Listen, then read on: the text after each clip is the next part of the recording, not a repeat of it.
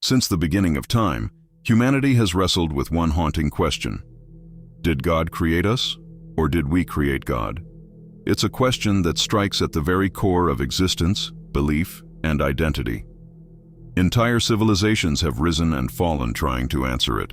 Wars have been fought, temples built, scriptures written, all circling around this eternal mystery. But what if the truth is far more complicated than either answer alone? Picture the earliest humans, fragile, vulnerable, and terrified of the unknown.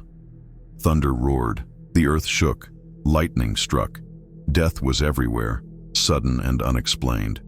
In that chaos, the human mind reached for patterns, for meaning. And from this fear, gods were born, the god of the storm, the god of the river, the god of the hunt.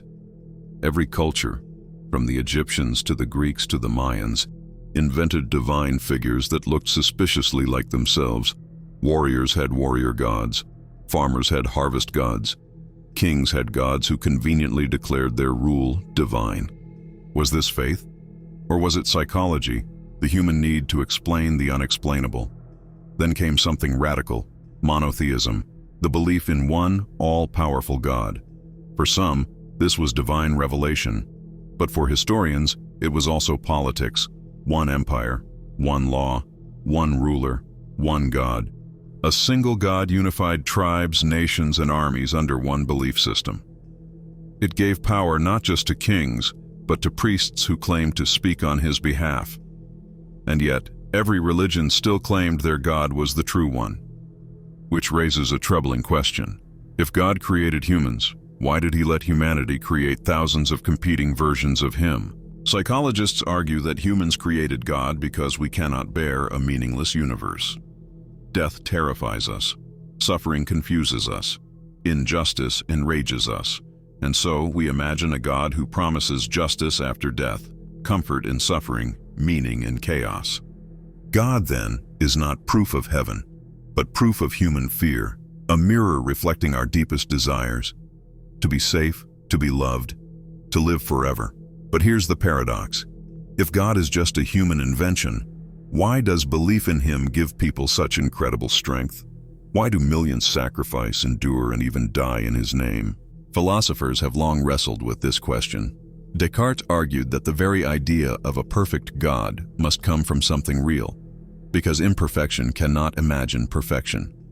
Nietzsche, on the other hand, declared God is dead, not because God literally died, but because modern humanity no longer needed him. Kierkegaard insisted faith is irrational but necessary, the leap that gives life meaning. So which is it? Is God the highest reality, or is God the highest illusion? Science pushes the debate further. Evolution shows we are not handcrafted beings but products of natural selection. Cosmology suggests the universe could arise without divine intervention. Neuroscience shows religious experiences can be triggered by brain chemistry, and yet even scientists admit the mysteries run deep. What caused the Big Bang? Why does anything exist at all? Why is the universe fine-tuned for life? For some, these are signs of chance. For others, fingerprints of God. But maybe the real question is not whether God exists, but what we mean by God. Mystics across cultures whisper that God is not a person, not a ruler, but something greater. Not a being in the sky, but the ground of all being. Not an old man with a beard, but the spark within consciousness itself. In this view, humans didn't create God, and God didn't simply create humans. Instead, God and humanity are reflections of one another, the universe becoming aware of itself. So why does it matter? Why not leave the mystery alone? Because how you answer this question shapes everything about your life. If God created humans, then life has meaning written into it, and morality comes from outside ourselves. But if humans created God, then meaning is not given. We must create it ourselves. Morality is not received. We must choose it. Both answers are terrifying. Both answers are liberating.